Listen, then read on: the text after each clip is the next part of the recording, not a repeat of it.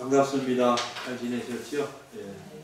오늘 읽은 본문 말씀으로 강도 만난 자의 이유, 이런 제목으로 말씀 전하겠습니다. 사실 이 말씀을 제가 한 12년 전에 설교했었습니다. 제가 다시 보면서 좀 고치기도 하고 정리를 다시 해서 이 말씀 읽었었습니다. 은혜가 되시길 바랍니다. 인터넷에서 이전에 정말 제가 눈물이 핑 돌았던 그런 이야기를 읽은 적이 있습니다. 읽어 드릴게요. 제목이 뭐냐면 7살 아내, 7살짜리 아내, 이런 제목이에요. 7살짜리 아내가 있을까요? 저기 아빠, 이거 출근을 하려는데 갑자기 7살 난 딸아이가 예쁜 꽃 편지 봉투를 쭈뼛쭈뼛 건넸다. 편지? 아빠에게 주는 거? 엄마가 죽은 다음부터 말이 없어진 딸아이에게 잘 읽을게 하면서 입을 맞추고 출근했다. 회사에 도착해서는 월요일 아침이어서 회의 준비 등으로 바빠 딸아이가 준 편지는 까맣게 잊고 있었다. 퇴근 무렵에서야 생각나 편지 봉투를 꺼내보았다. 봉투 안에는 작은 메모지와 함께 5,000원이 들어있었다. 아빠, 엄마 돌아가시고 힘들지? 아빠 양말 구멍 난 거 내가 엄마처럼 꿰매지 못해서 미안해. 대신 5,000원 줄게. 양말 사시나. 아빠 양말 구멍 난 거 보면 내가 창피해. 내가 엄마 노릇 할 테니까 울지 말고 아빠 사랑해. 양말 꼭 사시나. 이런 짧은 글. 아내가 저 세상으로 간 지 꼭 1년을 허했던 마음이 비로소 마음이 따뜻해졌다. 세상에서 가장 예쁜 내 딸, 7살 아내 덕분에. 엄마를 잃고 말이 없어진 딸과 또 아내를 잃고 마음이 허전했던 아빠가 서로를 의지하고 생각해주고 사랑하는 모습에 마음이 울컥했습니다. 특히 엄마를 잃은 7살짜리 7살밖에 안 되는 여자아이, 이때는 사실은 모자라는 엄마 사랑 때문에 누군가로부터 더 많이 사랑을 받아야 하는데 도리어 아빠를 생각해주고 그 어린 가슴으로 아빠를 격려하는 모습에 감동을 받았습니다. 이거를 이제 오랜만에 다시 저도 읽은 거지 않습니까? 이걸 읽으면서 느끼는 거는 우리가 다 여기 그래서 아빠도 힘든 거고 딸도 참 불쌍하고 어려운 상황인데 서로가 힘이 되어주고 있잖아요. 서로가 위로하고 사랑하고 있잖아요. 기독교인의 모습이어야 한다, 그런 생각이 듭니다. 서로 사랑하고 이해하고 배려하고 품어주고 섬겨주는 모습들, 이런 모습들이 사실 우리 기독교인들의 삶의 모습이어야 되지 않겠습니까? 본문에서 예수님은, 본문을 읽어보면 분명히 알 수 있는데 이게 바로 영생 얻은 자, 구원 얻은 자, 하나님의 자녀된 사람, 하나님의 이름으로 일컬음을 받는 사람, 기독교인의 삶이라고 가르치고 있다고 믿습니다. 좀 더 자세히 생각해 보겠습니다. 먼저 영생 얻은 자의 삶은 이 세상에서 이웃을 사랑하는 삶이다 라고 말씀하고 드리고 싶어요. 성경이 그렇게 가르치고 있다고 저는 믿습니다. 기독교인은 이웃을 사랑하는 삶을 사는 사람들이어야 한다. 아멘. 그죠? 어느 날 한 율법 교사가 예수님에게 질문을 던졌습니다. 선생님, 내가 무엇을 하여야 영생을 얻겠습니까? 근데 예수님에게 이 질문을 하는 율법 교사는 정말 어떻게 하면 영생을 얻을 수 있는지 알고 싶어서 한 것이 아니죠. 알고 싶어서 질문을 한 것이 아니라 예수님을 시험하고 있는 것이죠. 율법 교사지 않습니까? 다시 말하면 그는 지금은 우리가 이제 구약 성경이라고 알고 있는 이 하나님의 말씀을 너무너무 잘 알고 있는 그런 사람인 겁니다. 그래서 예수님께서 그에게 되물으셨어요. 율법에 무엇이라고 기록되었으며 내가 성경을 읽을 때 어떻게 읽느냐? 대답을 합니다. 27절입니다. 내 마음을 다하며 목숨을 다하며 힘을 다하며 뜻을 다하여 주 너의 하나님을 사랑하고 또한 내 이웃을 내 자신같이 사랑하라 하였나이다. 정답이죠. 기가 막히게 대답을 잘한 겁니다. 그래서 예수님께서도 그가 대답한 것이 맞다, 옳다라고 인정을 해 주셨어요. 그런데 우리가 잘 알아야 되는 것은 예수님께서 인정해 주셨지만 그렇다고 해서 행위를 통해서 영생을 얻는 것이라고 말씀하시고 인정해 주시는 것은 아닙니다. 예수님께서는 영생을 얻은 자의 삶은 전인격적으로 하나님을 사랑하고 이웃을 사랑하는 것이다 라고 말씀하신 거예요. 다시 말하면 영생을 얻은 자, 하나님의 구원을 받고 하나님의 자녀가 된 사람은 전인격적으로 하나님을 사랑하고 이웃을 사랑하는 삶을 살아야 한다라고 명확하게 가르쳐 주고 계시는 겁니다. 그래서 어떤 사람이 예수님을 믿고 나잖아요. 예수님을 믿는다고 고백하잖아요.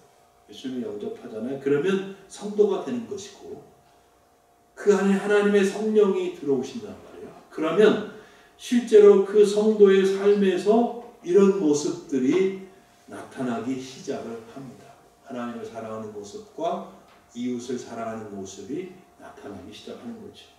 물론 한 번에 사람이 그냥 확 변화하는 것은 아닌데요. 하나님의 은혜와 사랑을 깨닫고 믿음으로 구원을 받았다는 사실을 알게 되면서 그의 삶에는 분명히 변화가 나타나기 시작을 합니다. 어떤 사람은 정말 급격하게 변하는 사람도 있고요. 또 다른 사람들은 천천히 아주 천천히 그렇게 변화가 일어나는 모습들을 볼 수 있습니다. 하나님에 대한 모습이, 하나님을 생각하는 모습이 또 하나님을 예배하고 섬기는 그런 삶의 모습이 나타나기 시작을 합니다. 그래서 가장 먼저 우상 숭배를 하고 있는 사람이라면 우상 숭배 더 이상 하지 않고 우상 숭배 버려요. 무신론자들도 이제는 그 무신론의 자기 주장을 버리고 살아계신 하나님 앞에 예배드리는 그런 사람이 됩니다. 이전에는 자기가 하고 싶은 대로 하면서 막 죄 짓는 삶을 아무 양심에 가책 없이 막 살았지만 이제 그런 삶을 하나씩 하나씩 청산하면서 하나님을 섬기기 시작을 합니다. 하나님의 뜻을 이루고 싶어 했죠. 아주 이제는 내가 값지게 살아야 되겠는데 하나님이 나에게 무엇을 원하실까? 그런 것들을 생각하면서 찾아가면서 하나님의 뜻을 따라 살고 싶어 하고 하나님의 뜻을 이루어드리고 싶어 합니다. 또한 삶의 변화는 가족과 그리고 자기 주위에 있는 사람들에 대한 생각이나 태도에도 나타나기 시작을 합니다. 역시 한 번에 완전히 달라지는 것은 아니지만 조금씩 변하기 시작하죠. 하나님께서 원하시는 모습이라고 믿습니다.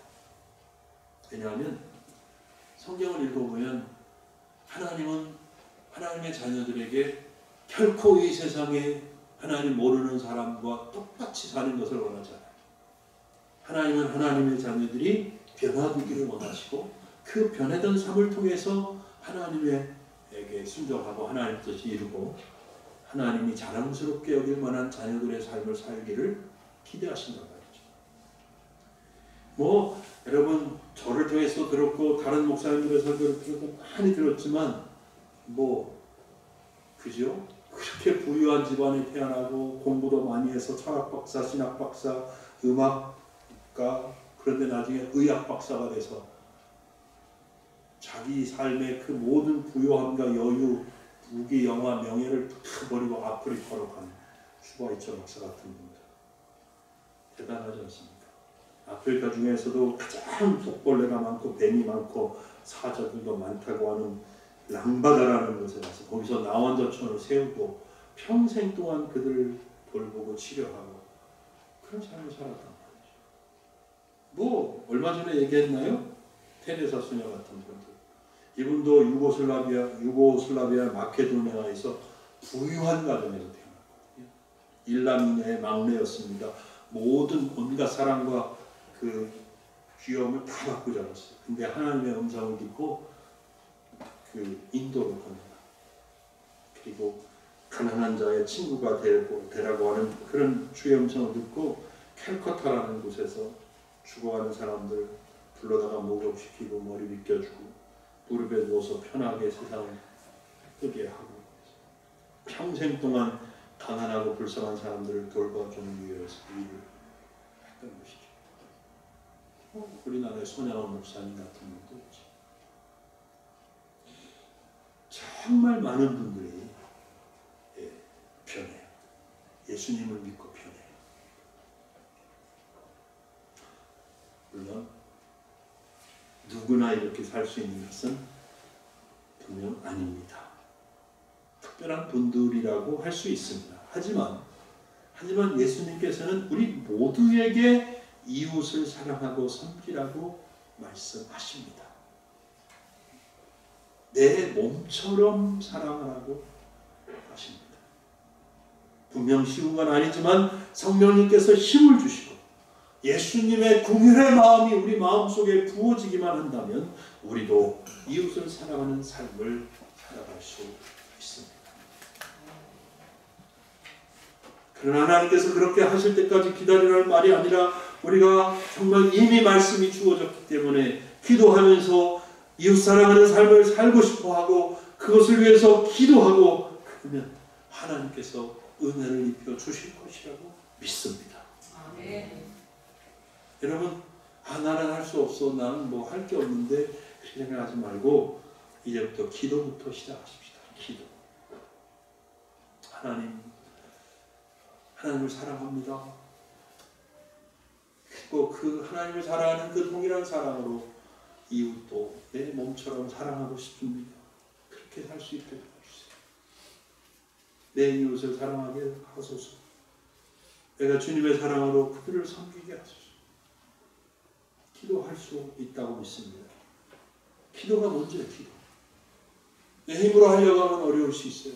내 의지로 하려고 하면 잘 안 될 수도 있어요. 근데 하나님 앞에 기도해서 기도를 통해서 하나님이 은혜를 부어주시고 또 이웃사랑하는 삶을 살 수 있는 힘과 능력을 부어주신다면 우리는 그렇게 할 수 있다고 믿습니다. 그리고 이런 삶을 살면 하나님께서 더 그런 일을 잘할 수 있도록 필요한 것들을 부어주실 거라고 믿습니다. 왜냐하면 하나님께서 기뻐하는 기도이기 때문이죠. 자, 그러면 이웃이 누군지. 여러분, 이웃은 누구일까요? 누가 이웃일까요? 그걸 알아야 합니다. 본문의 율법교사는 누가 자신의 이웃인지 사실은 자기 나름의 견해를 가지고 있습니다. 그런데 예수님에게 묻지요. 누가 나의 이웃입니까? 누가 나의 이웃입니까? 라고 물어요. 근데 몰라서 물어보는 게 아니에요. 배우려고 물어보는 게 아니에요. 자기가 가진 견해를 정당하게 인정받고 싶어서 물은 거예요. 29절 보면 이 사실을 우리가 알 수 있거든요. 29절 보실래요? 그 사람이 자기를 옳게 보이려고. 어떻게 하려고? 예수님에게 자기가 옳다는 사실을 보이려고 예수님께 여쭤봅니다. 그러면 내 이웃이 누구입니까? 누구입니까? 이렇게 질문하죠. 자기가 옳게 여김을 보이려고. 율법 교사는 다른 유대인들과 마찬가지로 사마리아인이나 다른 이방인들을 절대로 이웃이라고 생각하지 않았습니다.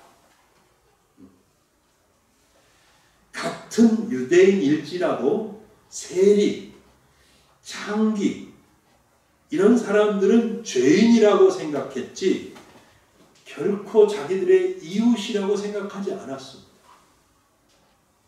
그래서 그들과는 절대 식사도 하려고 하지 않았어요. 말도 섞으려고 하지 않았어요. 그래서 예수님은 율법 교사가 이런 생각을 가지고 있다는 사실을 이미 꿰뚫어 보셨습니다. 그래서 율법 교사의 생각을 바로 잡아주시려고 본문의 이야기를 하나 시작하시는 겁니다. 강도 만난 사람이나 강도들입니다. 본문에서 유대인인지 아닌지 분명하게 나타나 있지는 않습니다. 하지만 율법 교사의 질문에 대해서 답을 하시려고 꺼내신 이야기이기 때문에 예수님은 그들이 유대인이라고 상정하고 이야기를 하시는 거라고 볼 수 있습니다. 제가 강도 만난 사람 입장에서 이 이야기를 재구성했습니다. 제가 이야기꾼이 되어보겠습니다. 조금 더 재밌었으면 좋겠어요. 강도 만난 사람 입장에서 얘기를 이제 하는 거예요. 저는 어느 날 예루살렘에서 여리고로 가고 있었습니다. 그 길은 사람이 거의 다니지 않는 아주 한적한 길입니다. 가끔씩 강도가 나타나는 길이라고 들었습니다.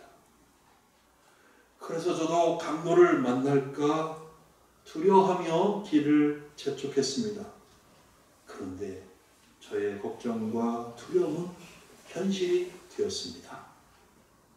저는 강도를 만나고 말았습니다.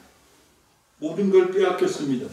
심지어 입고 있는 옷까지 다 빼앗겼습니다. 거의 죽을 만큼 맞았습니다. 강도들은 저를 길에 버려두고 도망쳤습니다. 저는 길바닥에 쓰러진 채 이제는 죽었구나 라고 생각했습니다. 그때 길 저쪽에서 한 사람이 걸어오고 있었습니다. 옷 입은 것이 보통 사람이 아니다 라고 생각을 했습니다. 그가 더 가까이 왔을 때 보니까 제사장이었습니다. 저는 속으로 안도의 한숨을 쉬었습니다. 이젠 살았다. 하나님 말씀을 가르치고 사랑을 가르치는 분이니까 나를 살려줄 것이다 라고 기대했습니다. 그런데 쓰러져 있는 저를 본 제사장은 흠칫 놀라는 듯 했습니다. 그리고는 못 본 척 고개를 휙 돌리고 다른 쪽으로 피하여 지나가 버렸습니다. 저는 너무 실망이 되었습니다. 잠시 후에 다시 한 사람이 나타났습니다. 저는 다시 한번 희망을 가져보았습니다. 가까이 다가오는 그 사람은 레위인이 틀림없었습니다. 저는 생각했습니다. 사람이 죽으라는 법은 없구나. 근데 이 레위인도 쓰러져 있는 저를 힐끗 보고는 앞에 제사장처럼 저를 피하여 지나가 버렸습니다. 저는 그때 이렇게 죽을 운명인가 보다 하고 체념해 버렸습니다. 길에서 강도 만나서 다 뺏기고 맞아 죽은 저를 보고 슬프게 울 가족들 생각이 났습니다. 눈물이 났습니다. 세상에 강도에게 맞아 죽다니 내 운명도 참 기구하다는 생각이 들었습니다.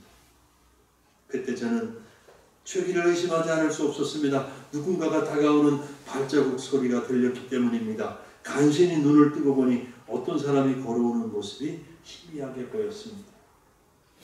다시 살 희망이 생기려고 했습니다. 그런데 눈물을 닦고 보니까 이번에 다가오는 사람은 사마리아 사람이었습니다.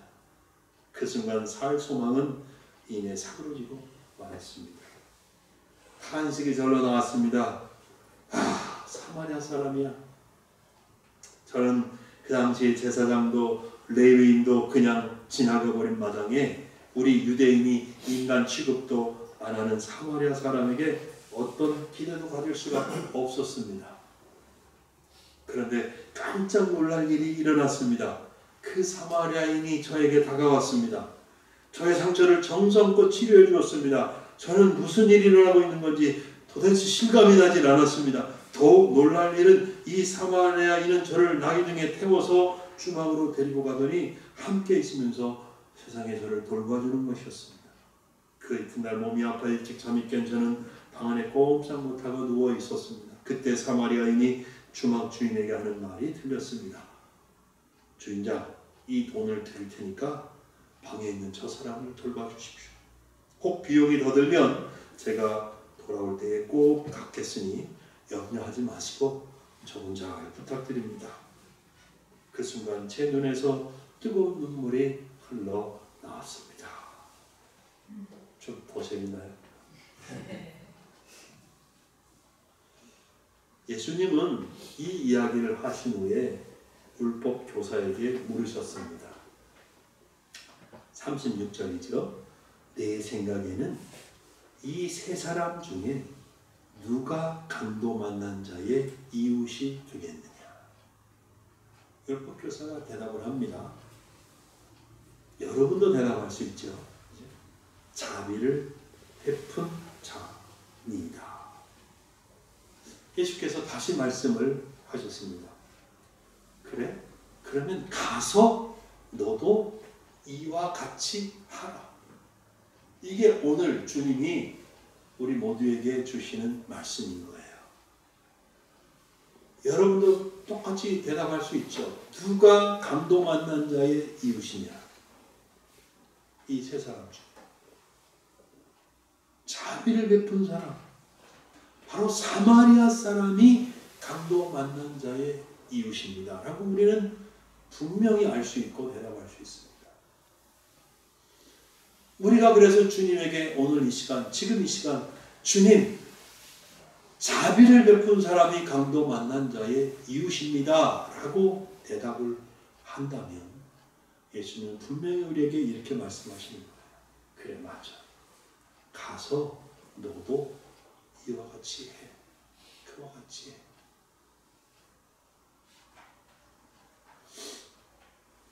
예수님은 내 이웃이 누굽니까? 라고 묻는 율법 교사에게 아주 중요한 것을 가르치신 것이죠. 예수님은 이 이야기와 짧은 대화를 통해서 지금 이렇게 말씀하시는 거예요. 잘 들어보세요. 지금 너에게 중요한 질문은 누가 나의 사랑을 받을 만한 자격에 있는 나의 이웃인가? 누가 나의 사랑을 받을 만한 자격이 있는 나의 이웃인가가 아니다. 너가 질문할 건 이거야. 너는 어려움과 곤란한 지경에 빠진 사람에게 너 자신이 진정한 그의 이웃이 되어줄 수 있니? 이것을 물어봐야 된다. 여러분, 이웃은 단순히 내가 누구누구 옆집에 사니까 내가 누구의 이웃이고 나는 그의 이웃이다. 이런 의미입니까? 이렇게 단순한 의미가 아니죠. 강도 만난 이 사람의 경우처럼 내가 누군가의 도움이 절실하게 필요한 사람에게, 고난과 고통을 당하고 있는 사람에게 작은 것이라도 도움을 줄 때 나는 그의 진정한 이웃이 된 것입니다.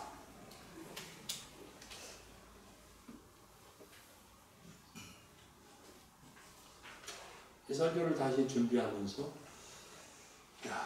튀르키예하고 시리아에 지진이 나서 그 수많은 사람들이 어려움을 당하는데 아무것도 못했구나. 우리 교회도 아무것도 안 했구나. 그런 생각이 들면서 하나님 배쳤으면 했습니다. 그들에게 이웃이 되어줘야 합니다. 제가 율법 교사였어요. 그러니까 제 생각에 무슨 터키 니네 이슬람이지, 이슬람 종교 믿지, 무슬림이지 이런 생각을. 그러면서 그래 힘들겠구나, 큰일을 당했구나. 그런데도 제 마음속에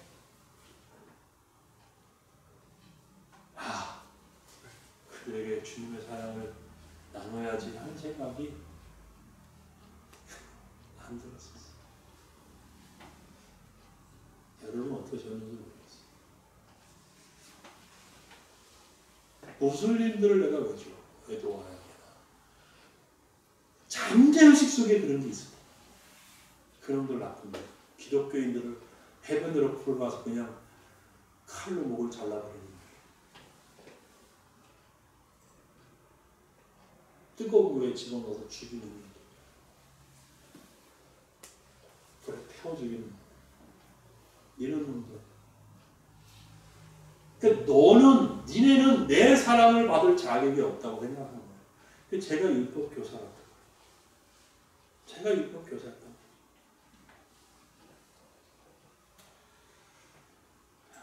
하나님 앞에 죄송하고 회개하는 마음을 품었습니다. 여러분, 우리는 언제든지 강도 만난 자를 만날 수 있어요.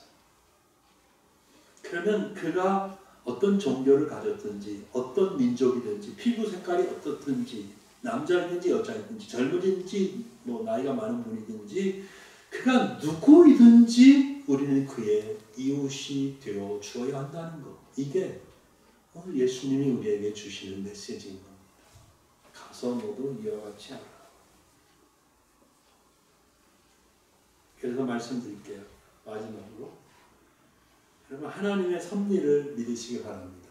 무슨 말입니까? 하나님이 우리의 삶을 다스리시잖아요. 그죠? 우리 각자 각자의 삶을 이끌고 계시고 다스리고 계신단 말이에요.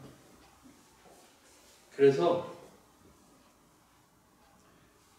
물론 우리는 모든 사람을 다 사랑하고 섬길 수 없지요. 그런 능력이 없기도 하고요. 근데 하나님께서 우리를 다스리고 우리를 너무 잘 아시기 때문에 우리가 할 수 있는 정도, 어느 정도 할 수 있는지도 너무 잘 알고 계시기 때문에 우리가 누군가를 만나면 그냥 하나님이 만나게 해주셨다고 믿으면 어떨까요? 하나님이 만나게 하셨구나. 하나님이 이 사람에 대해서 듣게 하셨구나. 하나님이 이 사람을 나에게 보여주셨구나.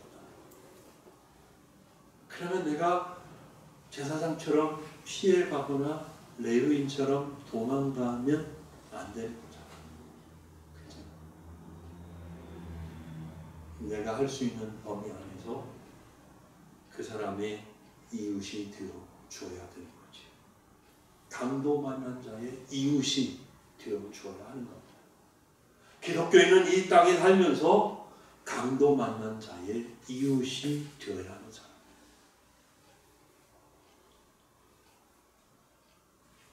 하나님 우리가 할 수 있을 만큼 최선을 다해서 선한 사마리아인이 되도록 인도하시고 다스려 주신다고 믿습니다. 그러므로 여러분 다시 말씀드립니다. 우리가 어떤 도움이 필요한 사람에 대해서 듣거나 보거나 또 어떤 방식으로든지 알게 될 때에 기꺼이 선한 사마리아인이 되시기를 바랍니다. 기꺼이 강도 만난 자의 이웃이 되시기를 바랍니다. 그리고 우리 교회도 선한 사마리아인 같은 교회, 진정 강도 만난 자의 이웃이 되는 그런 교회 되기를 기도합니다. 교회의 그런 모습이 하나님을 기쁘게 하고 하나님을 영광스럽게 하고 할 것이고 우리가 전하는 복음이 힘을 얻게 할 것이라고 신앙합니다. 우리는 강도 만난 자의 이웃으로 이 땅을 살아가는 사람들인 것을 기억하십시오. 기도하겠습니다.